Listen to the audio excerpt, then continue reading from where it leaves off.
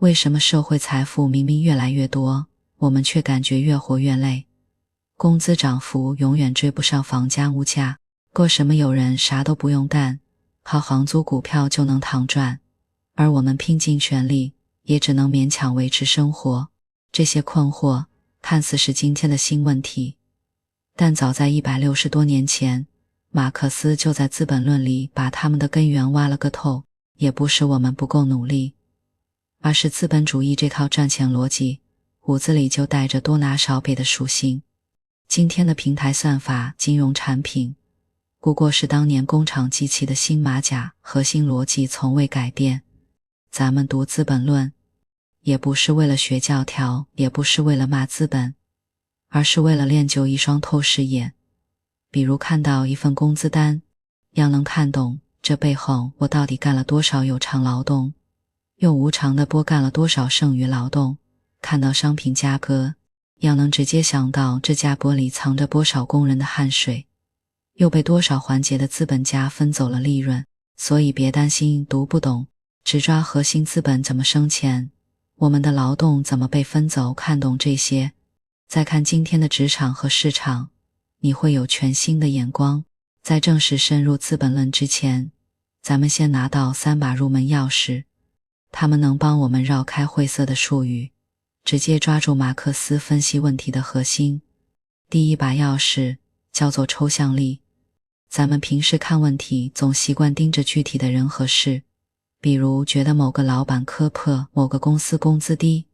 但马克思研究资本主义就像用显微镜看细胞，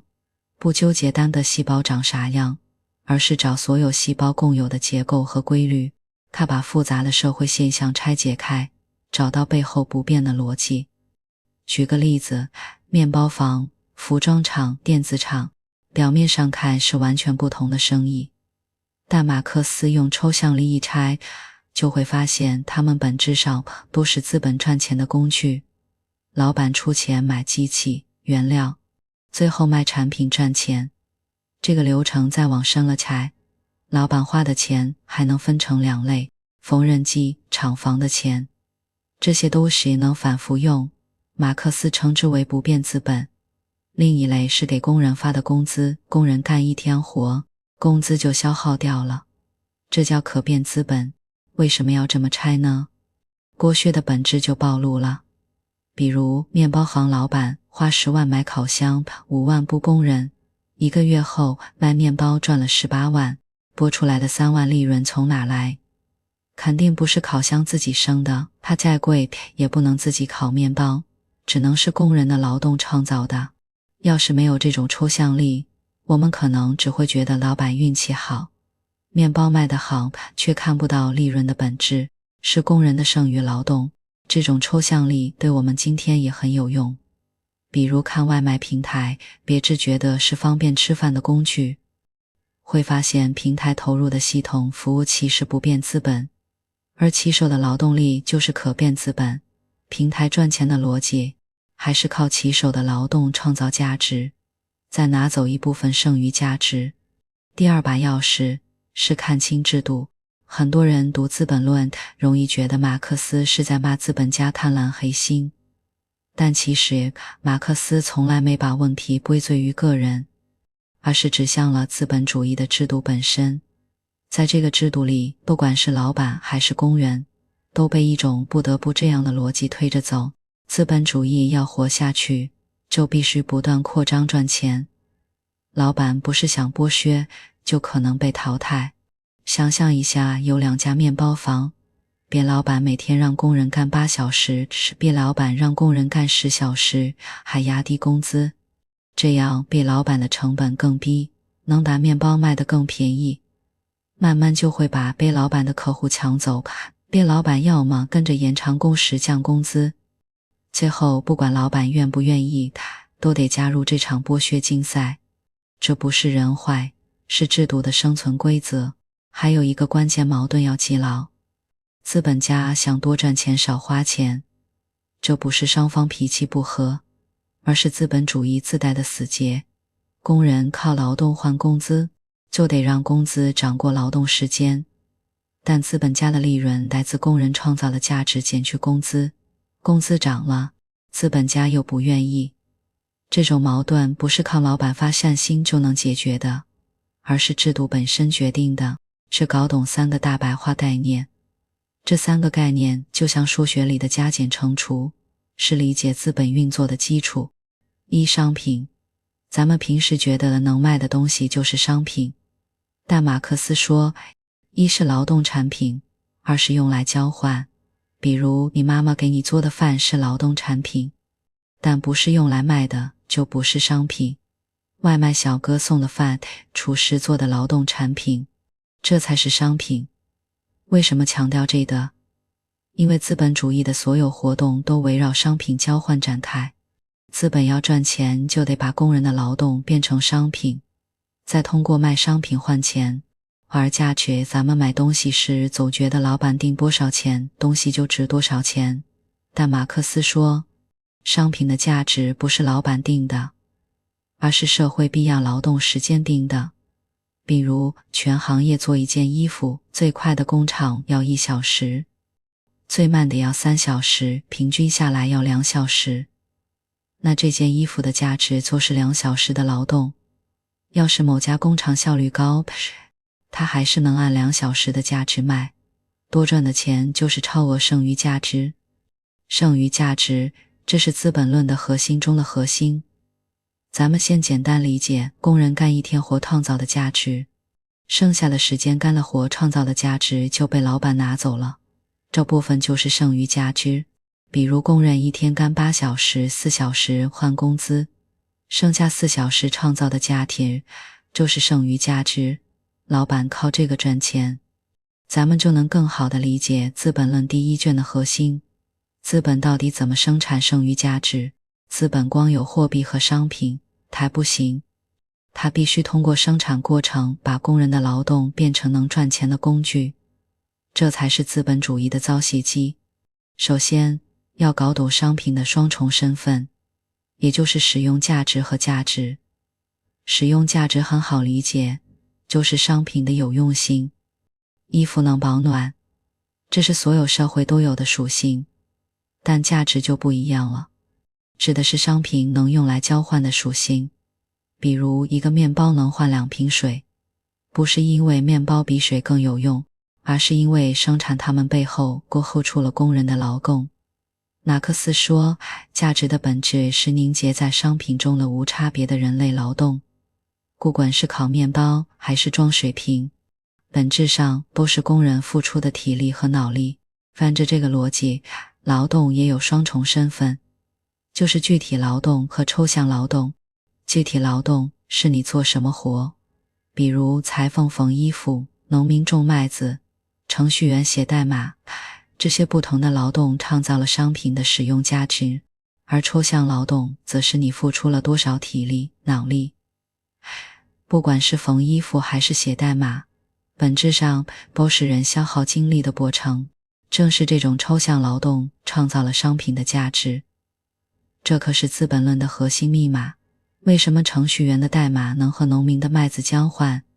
就是因为背后都是抽象劳动的凝结，只是不同劳动的复杂程度不同，凝结的价值多少有差异。而货币就是从交换中介变成了资本的起点。一开始，货币只是用来换东西的工具，比如你用10块钱买面包，这种逻辑是商品，货币商品，目的是拿到自己需要的商品。但到了资本主义社会，货币商品更多货币。举个例子，老板拿着100万买了机器、原料和工人的劳动力，生产出商品后卖了120万，多出来的20万就是利润。这时候，货币不再是换东西的工具，而是生钱的工具，也就是真正的资本了。搞懂了商品和货币的逻辑，咱们就能拆穿剩余价值的来源了。资本家的利润从来不是低买高卖的小聪明，而是在生产过程中从工人的劳动里挖出来的。第一种方式叫做绝对剩余价值，也就是熬时间的剥削。比如工人每天干8小时，其中4小时创造的价值刚好够自己的工资，这叫必要劳动时间。剩下4小时创造的价值就被老板拿走了，这叫剩余劳动时间。要是老板把工作日延长到10小时，必要劳动时间就变成了6小时，多出来的2小时创造的价值就是绝对剩余价值。马克思时代的血汗工厂就是这么干的，工人每天干16小时，连小孩都要加班，不是老板心黑，而是在竞争中不延长工时就赚不到足够的利润，最后只能被淘汰。到了现代，绝对剩余价值的剥削变得更隐蔽了。比如很多公司的996，表面上是自愿加班，本质上还是延长劳动时间。外卖骑手的配送时长，骑手不得不提前出门，甚至闯红灯，这其实也是在变相延长有效劳动时间。这些都是绝对剩余价值的新形式。第二种方式叫做相对剩余价值，也就是提效率的剥削比绝对剩余价值更隐蔽，而是通过买新机器优化流程，提高工人的劳动效率。比如原来工人一天8小时能做5件衣服，现在老板买了新缝纫机，工人一天能做10件衣服，必要劳动时间就缩短到了2小时，剩余劳动时间变成了6小时。这多出来的2小时创造的价值就是相对剩余价值。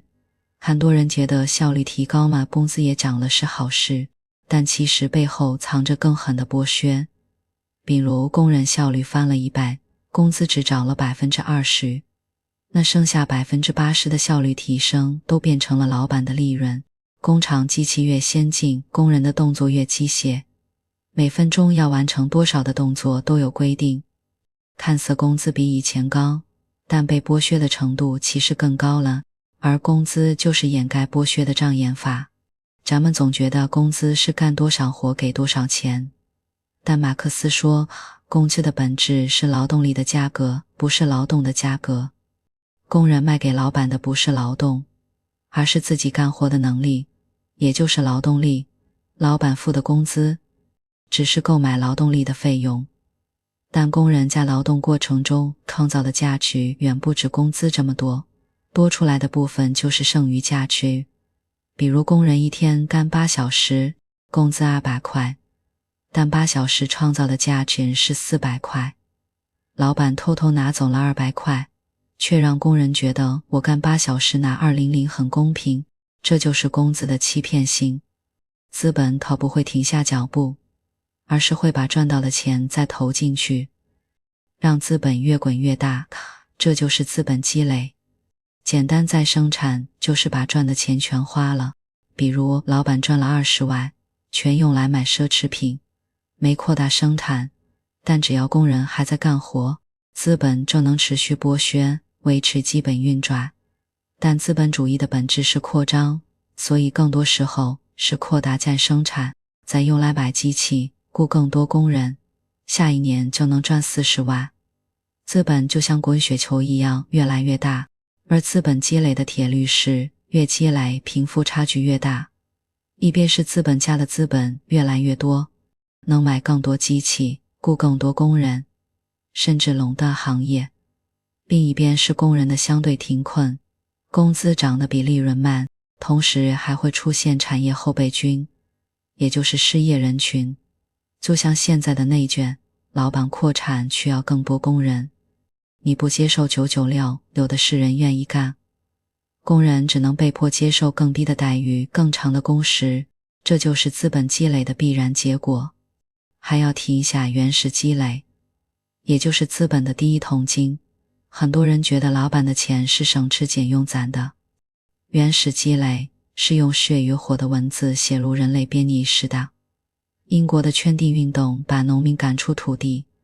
让他们只能去工厂当工人。欧洲的殖民掠夺，从美洲、非洲抢走黄金和原料，变成了最初的资本。没有这种暴力掠夺，就没有资本主义的第一桶金。这也说明资本从诞生起就带着剥削的基因。搞懂了资本怎么生产剩余价值，咱们接下来就要看《资本论》第2卷的内容了。资本怎么流通？资本不是生产出商品就完了，还得把商品卖出去，让资本动起来，不然赚的钱就是纸上富贵。就像工厂生产出衣服堆在仓库里卖不出去，老板还是赚不到钱。这部分是连接生产剩余价值和分配利润的关键。只有搞懂流通，才能明白后面资本家怎么分赃。资本要赚钱，不能停在一个阶段不动，必须像流水一样循环起来，从一种形态变成另一种形态，少一个环节都不行。马克思把资本循环拆成了3个核心阶段，咱们用面包房的例子就能讲明白。1. 货币资本阶段，老板拿着现金去买生产面包需要的东西，面粉、酵母是原料，烤箱是机器，他要雇工人。这一步是用钱换生产资料和劳动力，目的是为生产做准备。要是这一步卡住，比如面粉涨价买不起，或者招不到工人，后面的生产就没法开始，资本就成了死钱。2. 生产资本阶段，工人用老板买的原料和机器，在工厂里把面粉做成面包，最后产出的面包不仅包含原来的成本，还多了工人劳动创造的剩余价值。这时候的面包已经是带利润的商品了，但其实也是资本从生产资料形态变成商品形态的关键一步。要是生产过程出问题，比如面包跑坏了，资本循环也会中断。3. 商品资本阶段，老板把烤好的面包卖出去，把商品变回更多的现金，这里多出来的现金就是之前讲的剩余价值。这一步是资本循环的终点，也是新起点。要是面包卖不出去，堆在仓库里变质，前面的生产就白干了。老板不仅挣不到钱，还得赔本。比如现在很多实体店遇到的困境就是商品卖不出去，资本周转不动，最后只能倒闭。而且资本循环不是走一遍就停，老板必须一边拿着钱买原料，一边盯着工人生产，一边联系渠道卖面包，既要持续投入资金维护系统，又要保证骑手不停配送，还要确保用户下单，商家出餐不卡顿。只要一个环节掉链子，整个平台的赚钱逻辑就会失灵。如果说资本循环是一次完整的旅程，那资本周转就是1年内能走几次这样的旅程。周转速度越快，老板赚的钱就越多。马克思把资本周转时间和流通时间，生产时间就是工人把原料变成商品的时间，流通时间则是商品从生产出来到卖出去的时间。周转时间越短，周转速度越快。举个例子，面包房的资本周转很快，每天生产的面包当天就能卖完，1年能周转365次。家具厂的资本周转就慢出去，从生产到卖出去可能要3个月。假设面包房本金10万，每次周转赚1万，1年能赚365万。家具厂本金100万，每次周转赚10万，1年只能赚40万。这就是为什么很多老板宁愿做薄利多销的生意，也不愿做厚利慢销的生意。核心就是为了加快周转。要加快周转，就得学会区分固定资本。固定资本是机器、厂房这些能用好几年的东西，它们的价值也是慢慢转移到商品里的。流动资本是原料和工资这些一次用完的东西。老板的省钱技巧就是让固定资本多干活，比如让烤箱24小时不停淘面包，提高利用率，让流动资金快周转。比如当天进的面粉，当天赚的钱，当天再进原料，尽量减少资金闲置。现在的即时零售平台就是靠预售加集中配送，缩短流通时间，让资本周转得更快。前面讲的是单个资本的流通，但资本主义是无数个资本连在一起的整体，这就需要社会总资本在生产，整个社会的资本得协同循环。马克思把社会生产分成了2大部类。第一部类是生产资料的行业，比如钢铁厂生产造机器的钢铁。第2部类是生产消费资料的行业，比如面包房、服装厂，他们的商品是给工人和老板吃穿用的，这两大部类必须平衡，社会总资本才能正常循环。比如第一部类生产了100台烤箱，这些烤箱被刚好够第二部类的面包房、蛋糕店买走。同时，第二部类生产了1000个面包，这些面包被刚好够第一部类的钢铁工人、机械工人吃。要是第一部类生产了200台烤箱，第二部类只需要100台，剩下的卖不出去。要是第二部类只生产了500个面包，第一部类的工人不够吃就会罢工，生产也会停摆。简单说，就是第一部类工人和老板赚的钱，调刚好能买第二部类的消费资料，而第二部类生产的生产资料需求，调刚好能被第一部类满足。但资本主义的矛盾就在于，这种平衡失衡是必然的，因为资本家只关心自己赚钱，不会管整个社会的平衡。比如大家都觉得生产机器赚钱，就都去开机械厂，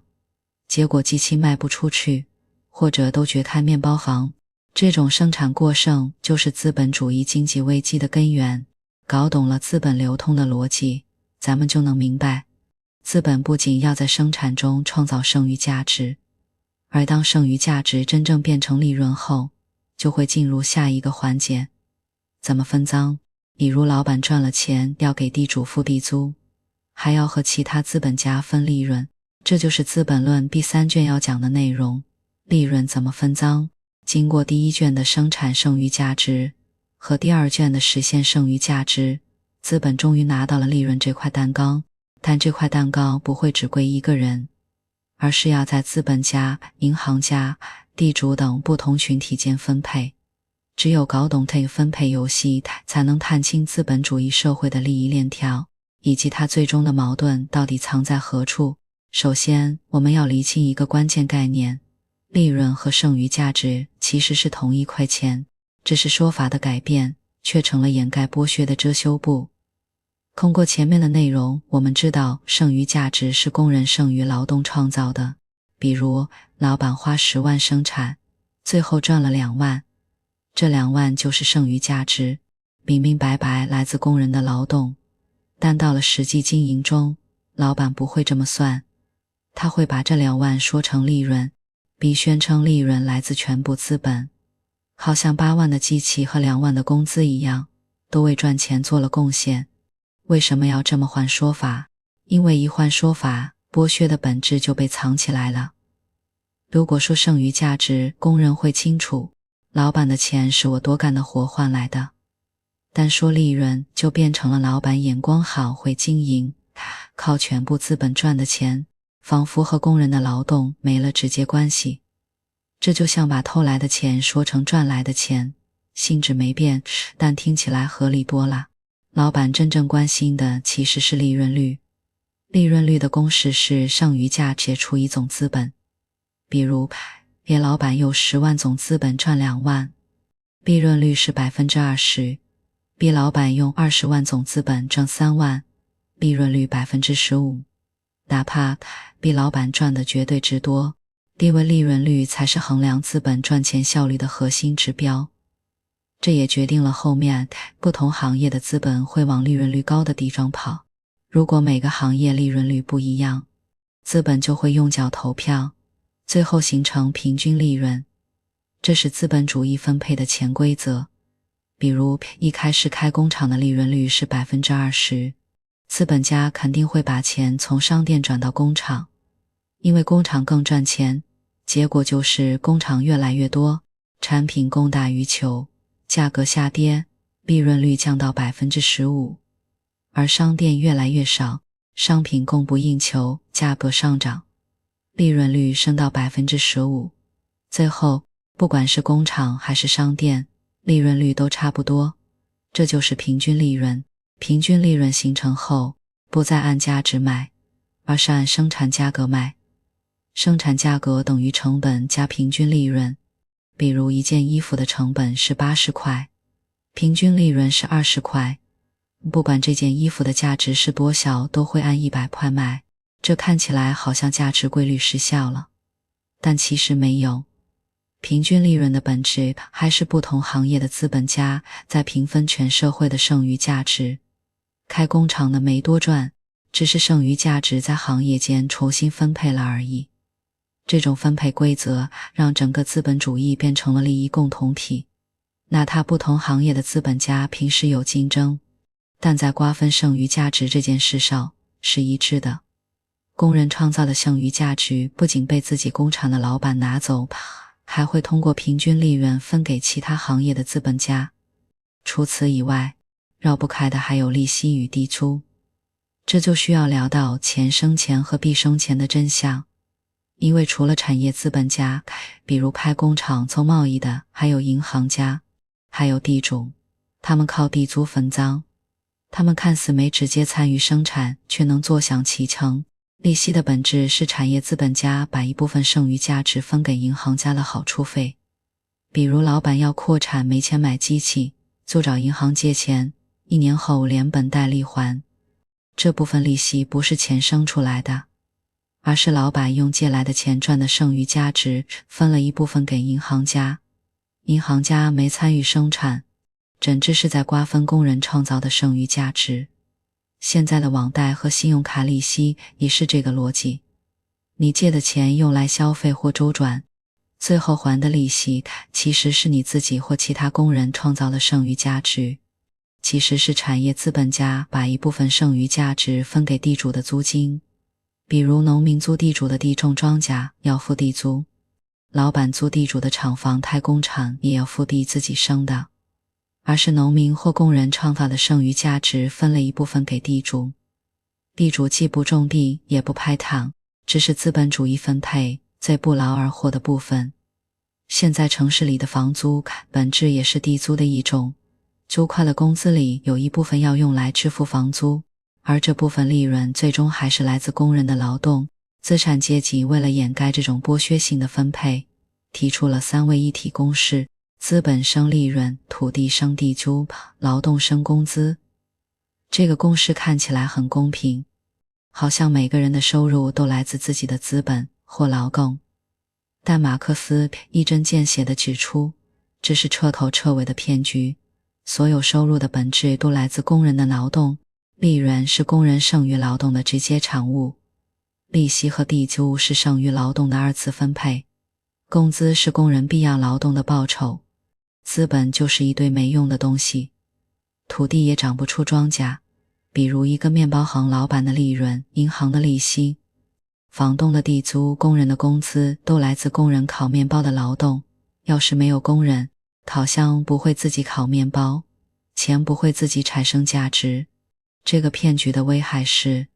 它让工人觉得自己穷，是因为没资本、没土地，而不是因为剩余价值被瓜分了。比如有人会说，你要是有套房出租也能躺赚，却没意识到出租行的租金本质是其他工人创造的剩余价值。而大多数工人之所以没房，正是因为他们的剩余价值被资本家和地主拿走，没能力积累财富。到这里我们已经看清了资本主义的生产、流通、分配全链条。工人在生产中创造剩余价值，资本在流通中实现剩余价值，最后通过利润、利息、地租在不同资本家间分配剩余价值。而这个链条的致命问题就是马克思说的终极矛盾，生产无限扩大，但工人的消费能力却相对缩小，最后商品卖不出去，整个链条断裂，引发危机。咱们可能还是会问，这么多内容，马克思到底想通过资本论告诉我们什么？其实把零散的知识点串起来，就能看到一条清晰的逻辑线。从商品制的最小单元入手，揭露资本生钱的本质，最后指向资本主义制度的内在矛盾。咱们就从5个关键节点把这条逻辑线理清楚。起点，商品是资本主义的细胞，藏着整个体系的密码。马克思研究资本主义没从宏大的社会制度入手，而是从最普通的商品开始，因为商品是资本主义的基本细胞，就像人体细胞里藏着资本主义运转的所有逻辑。商品有使用价值和价值双重属性，但价值是用来交换的劳动凝结，这是资本主义独有的，因为只有在资本主义社会，几乎所有劳动产品都要变成商品。同关键的是，商品的这种双重属性，一件衣服既要满足穿的使用价值，又要满足赚钱的价值。如果老板为了多赚钱而偷工减料，或者为了卖高价故意囤积，矛盾就会爆发。二、核心，剩余价值是资本生钱的唯一秘密。整个资本论最核心的观点就是戳破了资本生钱的秘密。资本不会自己赚钱，所有利润的本质都是工人创造的剩余价值。工人干一天活，一部分劳动时间用来创造自己的工资，另一部分时间创造的价值被老板无偿拿走，这就是剩余价值。老板不管是靠延长工时还是提高效率，本质都是在榨取更多剩余价值。没有工人的剩余劳动，资本就是一堆没用的机器和原料。很多人觉得老板赚钱是因为会经营有眼光，但马克思告诉我们，用阴和眼光只是手段，剩余价值理论就像一把钥匙，打开了资本赚钱的黑箱，让我们看清剥削的本质。三、两个过程，生产过程加流通过程，但钱的两步走。资本要拿到剩余价值不是一步到位，而是要经过生产和流通两个关键过程，少一步都不行。生产过程是创造剩余价值的环节，老板让工人在工厂里把原料变成带剩余价值的商品，这是资本造钱的核心。流通过程是实现剩余价值的环节，老板把生产出来的商品卖出去，把商品资本变回更多的货币资本，这是资本落袋为安的关键。生产过程创造的剩余价值就是纸上富贵，这两个过程是相辅相成的，生产过程决定了能不能拿到钱。马克思分析这两个过程，就是想告诉我们，资本主义的运作是生产和流通的统一，整个体系都会出故障。四、一个规律，资本主义会不断积累矛盾，资本赚到钱后不会停下脚步，而是会把剩余价值再投进去，进行资本积累，这也会让矛盾不断积累，最终引发危机。资本积累的规律很残酷，一边是资本家的资本越来越多，另一边是工人的相对贫困，工资涨得比利润慢，以及失业人群增多，工人工资低又买不起老板生产的商品，这就形成了一个死循环。这个循环的最终结果就是资本主义经济危机，直接体现就是商品卖不出去，工厂倒闭，工人失业，资本流通中断。马克思说，资本主义的危机不是偶然事件，而是制度自带的必然结果。五、一个结论，不是人坏，是制度有问题。很多人读资本论会觉得马克思是在骂资本家，但其实马克思的结论很清醒，资本主义的问题不是老板人坏，而是制度逼着老板必须这么做。在资本主义制度下，老板不是想剥削，而是不剥削就活不下去。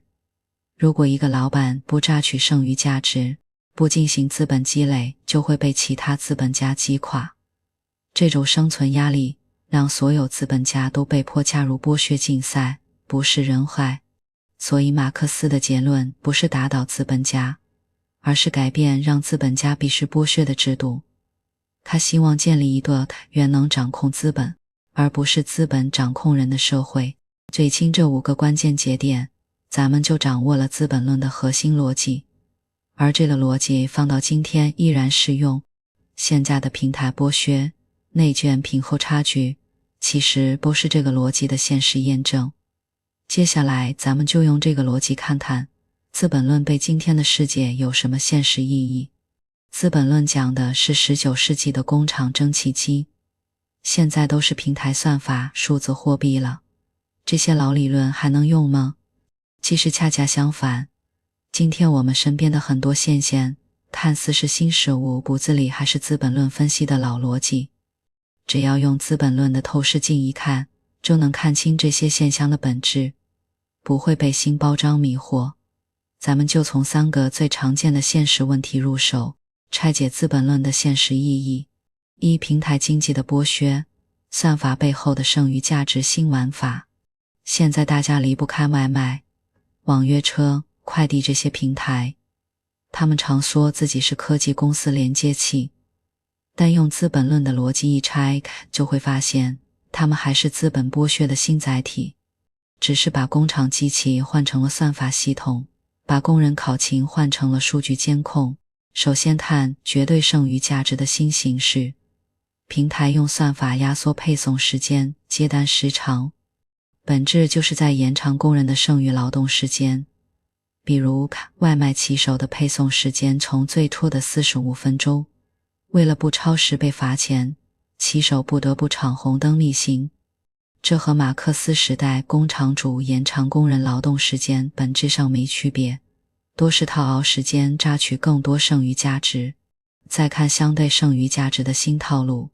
平台通过大数据优化派单路线和订单密布，让骑手的劳动效率大幅提高。比如以前一个骑手一天能送30单，现在通过算法精准派单，一天能送50单，但每单的提成却没按比例上涨，效率提升的部分大多变成了平台的利润。这和工厂主买新机器提高工人效率，然后少涨工资的逻辑完全一致。更隐蔽的是劳动力的商品化，平台把骑手、网约车司机并以为个体工商户，不签劳动合同，不缴社保，本质是把劳动力成本转嫁给工人和社会。马克思说，工人的劳动力是特殊商品，资本家购买后要保障其再生产，比如吃饭、探病、养老，但平台通过去雇佣化逃避了这个责任，让工人自己承担失业、伤病的风险，进一步降低了自己的可变资本，增加了利润。而金融资本的扩张，钱生钱的游戏终会爆雷。现在的股市、基金、网贷、数字货币，其实还是资本论里讲的货币资本循环，只是把生产商品的环节隐藏了，变成了钱生钱的碰撞游戏。金融资本的核心逻辑是把未来的剩余价值提前变现，比如网贷平台给年轻人放贷，让他们超前消费，这些贷款最后要靠年轻人未来上班创造的剩余价值偿还。股市里的股票价格本质是对公司未来能创造的剩余价值的预期，如果公司未来赚不到钱，也就是创造不了剩余价值，股票价格就会暴跌。但这种钱生钱的游戏，它脱离了生产商品这个基础，变成了击鼓传花的游戏，一些数字货币没有任何实际价值支撑，最后只能崩盘。马克思早就指出，金融资本的过度扩张会让资本主义的危机更猛烈、更频繁。2008年金融危机就是金融资本脱离实体经济引发的，而现在的一些金融乱象不过是历史的重演。贫富差距的根源不是努力与否，是是否占有资本。很多人觉得贫富差距是因为有人努力，有人懒惰。贫富差距的核心根源是是否占有资本。占有资本的人能靠躺着分利润赚钱，没资本的人只能靠卖劳动力换工资，两者的赚钱效率天差地别。比如一个老板有1000万资本投资一家工厂，每年能赚100万，利润来自工人的剩余价值。一个普通工人就算每天工作12小时，一年最多赚20万工资。老板不需要努力干活，只靠占有资本就能比工人挣更多钱。而且资本会滚雪球，老板赚的100万能再投资，明年赚120万，要用来吃饭、租房、养孩子，很难积累起资本。现在的学区房、垄断行业，本质也是资本占有的延伸。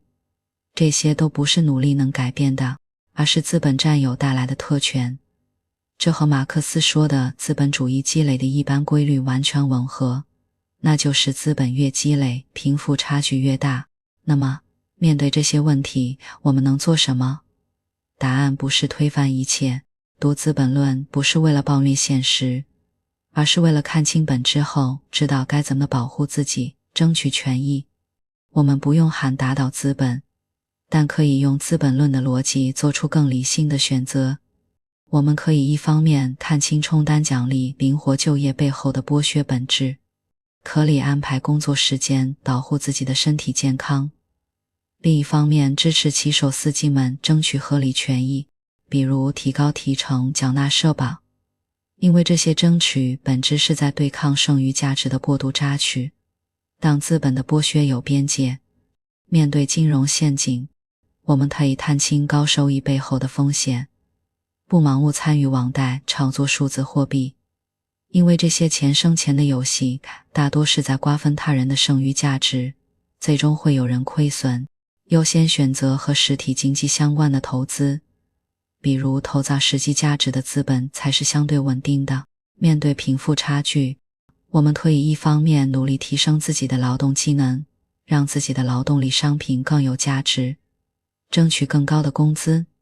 另一方面支持反垄断、税收调节、公共服务均等化，因为这些政策能限制资本的过度扩张，让剩余价值的分配更公平。